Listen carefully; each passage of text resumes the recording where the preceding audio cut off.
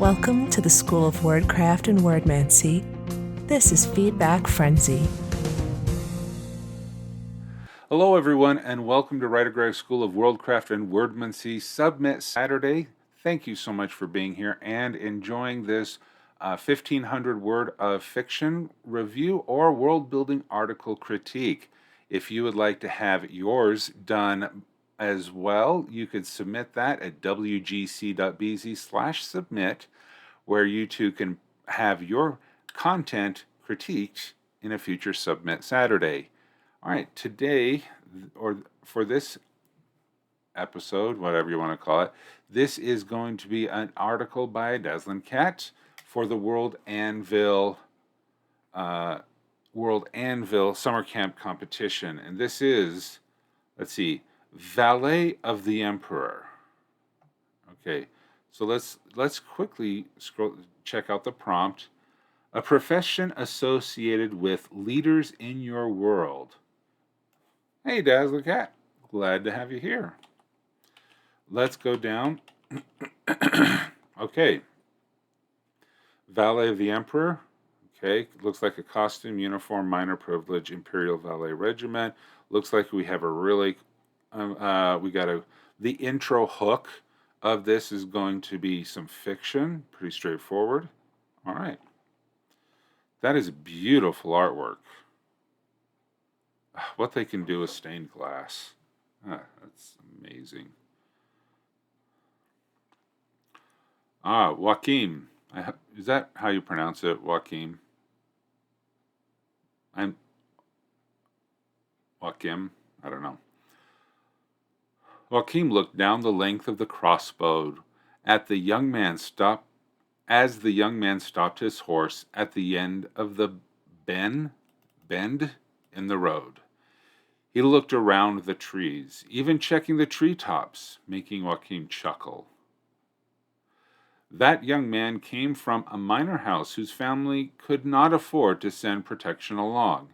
His vigilance would not be enough. Joachim's magic kept him unseeable to those who could not see magic. Great job, sprinters. It's time to rest. Okay. Marchers keep going. So there's that bend in the road. All right, let me read that again. Joachim looked down the length of the crossbow as the young man stopped his horse at the end of the bend in the road. Okay, that may seem overly descriptive, but he looked about the trees, even checking the treetops, making Joachim chuckle. Okay. Joachim.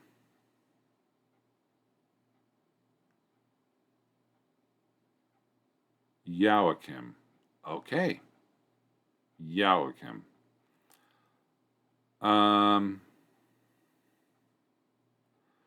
Because I was a little confused. I thought it was Joachim who was looking around the trees instead of the young man. All right, that young man came from a minor house whose family could not afford to send protection along. His vigilance would not be enough. Joachim.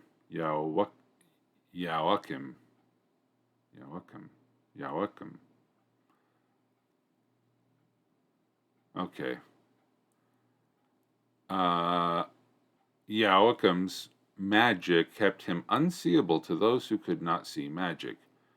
Wait for it, Joachim cautioned himself. There were too many branches in the way to take a clear shot and too risky to move, as he might make enough noise to startle the very alert young rider. He took a breath and waited. Suddenly, the young man drew his sword and spurred his horse into a run, and galloped clear of the bend and down the road. Joachim held his breath and pulled the trigger of his crossbow. Stimmt, he let out in a hurried whisper. The cloaking magic hiding him vanished even as a shimmer wrapped about the flying squirrel. The young man's eyes flew wide as Joachim suddenly appeared at the side of the road, but it was too late. The shimmering quarrel struck true.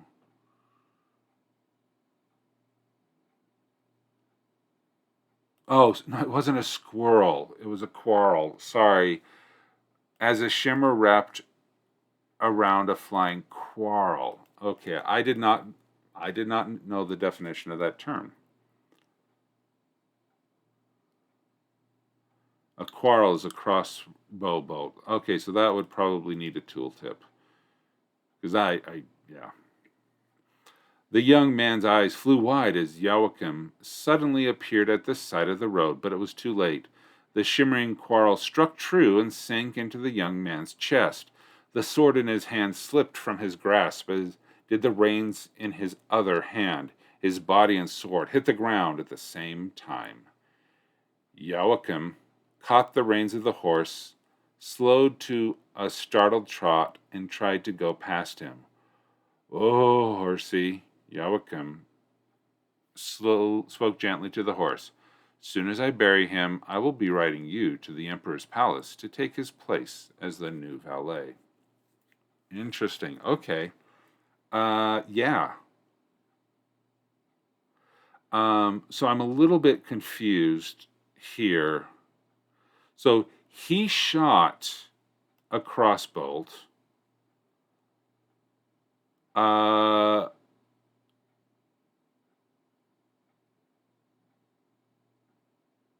Okay, he shot a crossbow bolt. It got cloaked in magic, and the young man had time.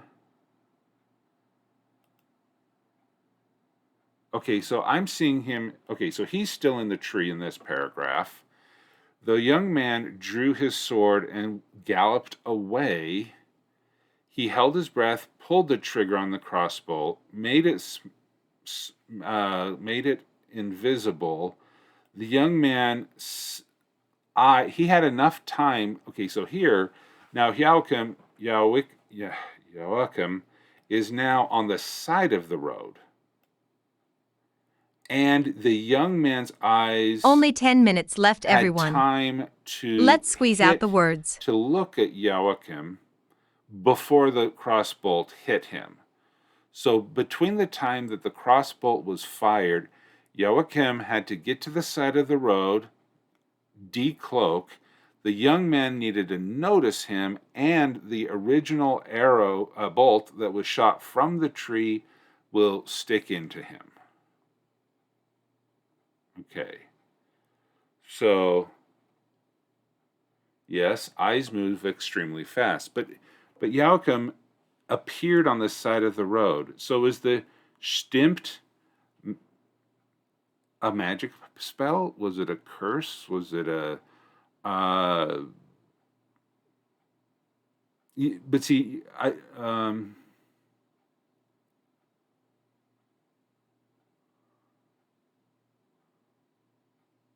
it was the spell onto the quarrel. Okay.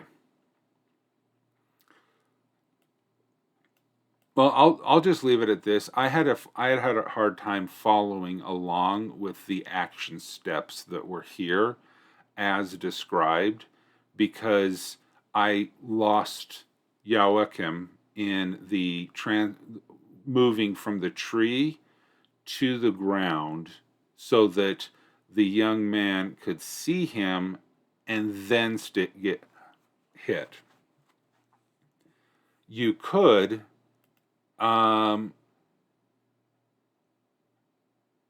just switch these two sentences here. The shimmering quarrel struck true and sank into the young man's chest. Joachim transported to the road and removed his magics.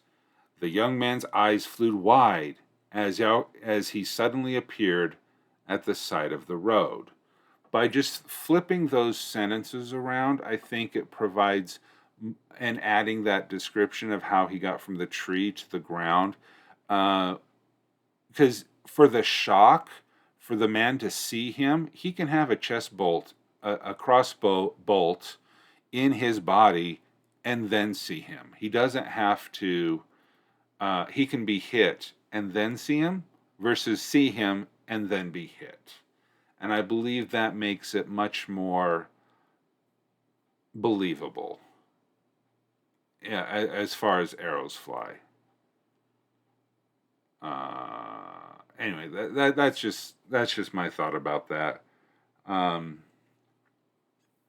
But really good article, and I like how Joachim is appearing all over the place in here in these articles, and I'm getting to know more about this character, even with all of this. It's like telling stories in short bits. I like that. Okay, uniform. Surcoat, belt, purse, no weapons. Jewelry is permitted, though there is a very strict hierarchy on it. Juniors under the 4th senior valet wear no jewelry. Juniors under the 3rd senior valet are permitted cufflinks. Juniors under the 2nd senior valet are permitted 1 neckpiece and cufflinks. Juniors under the 1st senior valet are permitted 1 ring, 1 neckpiece, and cufflinks. All senior valets can wear their house jewelry and are given a badge of office. Cool. You did not read the info part under the story. Oh yeah, I'm getting to that. I just wanted to get the uniform out of the way. Because when I zoom in, that's going to disappear. No titled lord in the Holy Roman Empire went without his very own valets. Why, it would be beyond scandalous to set foot out of the bedchamber ill-kempt or ill-prepared for whichever activity he was about to perform. Sons from lowly houses, or those too low in the family birth order to be trained as knights, could still serve in the imperial courts as valets. Wow, family birth order. That'd be an interesting side note. Is it 20th in line for succession? I mean, even that I think would be good enough to be a knight. I don't know. All titled lords have at least 1 valet. The greater the lord, the more valets they would have. If a lord who had several sons, we need a comma after lord, he would often have at least 1 son serve as his valet. To have a son accepted as a valet to a higher ranking lord improved the status of the father. Having a son serve as the valet of the emperor was a great honor. Was it a higher honor than being a knight?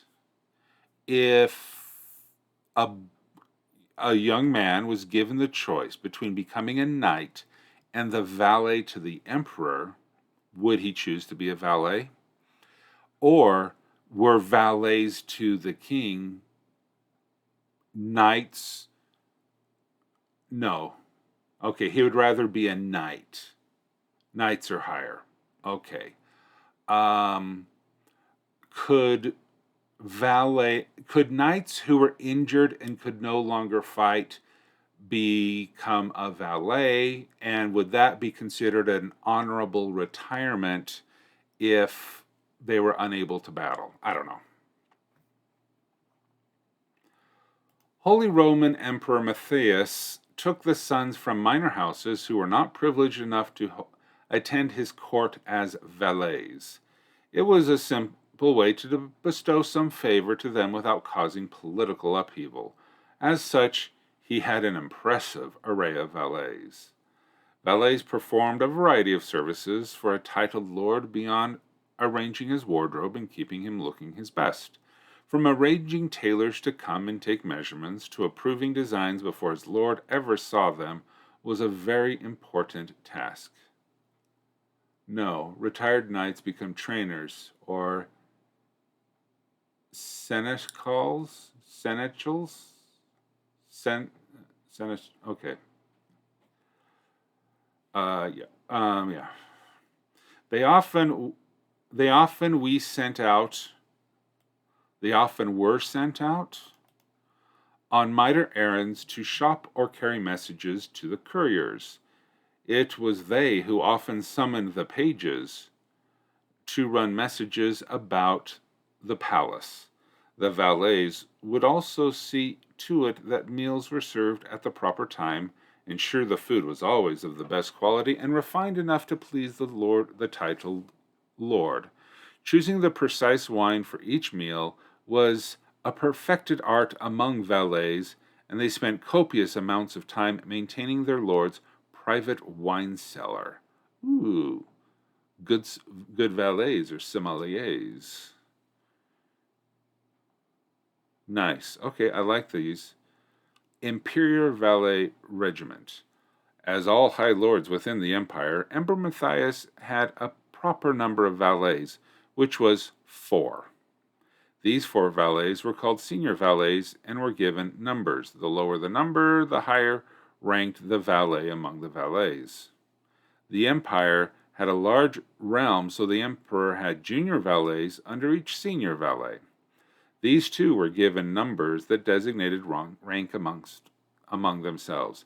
Any junior of the first senior would outrank a junior of the other 3 seniors.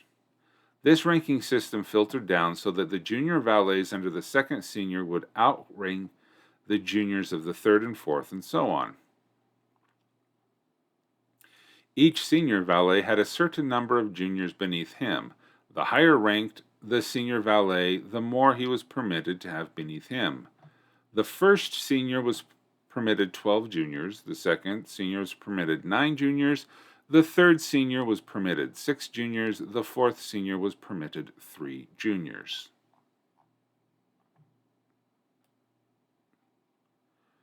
Nice photo.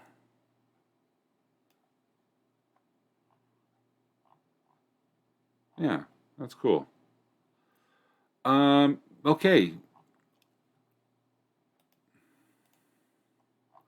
I did focus a lot on the fiction part of this because I guess I like critiquing the fiction, and I think it's a really good, cool thing that you do here as the hook.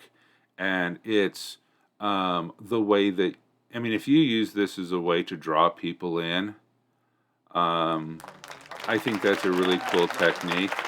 I think it would be fun if you had a page Sprinters and marchers, time is up. that said like Joachim's,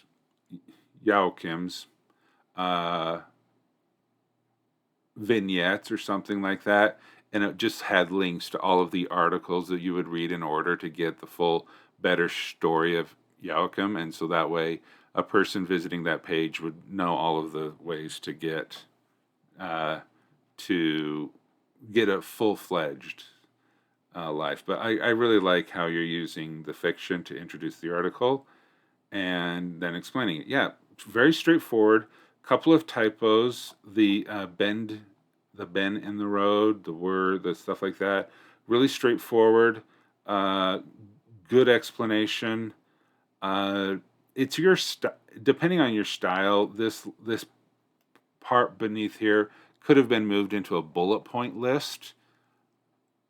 It would make it more scannable and faster to read. But that's your call. I liked how we have this definition of all of the juniors and they know all of that. It would be cool to know of the 4 valets, the 4 senior valets to the emperor, do they specialize in specific things? Like one's the sommelier wine person in food, one is the wardrobe, one is the keeper of the house or something like that. That would be interesting to see how the emperor, if and how the emperor would divide responsibilities amongst the valets. And these are probably too low to be like a secretary or a counselor or a vizier, I guess, to use the term from Aladdin.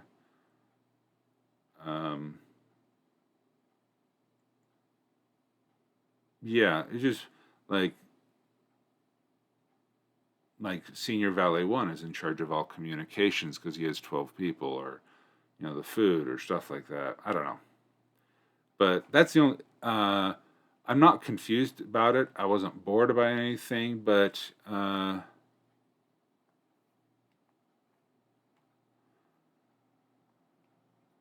don't think there needs to be anything deleted. But if I was to expand upon something, I would actually get a little bit more into the knowledge of the senior valet, the imperial valets, because there could be honor in giving specific roles.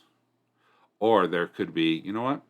I like this role. I'm a sommelier. I'm going to stick with it. So thank you, your emperorship, but I'll stay being the second valet because I know how to because that is my job and I like it. So cool.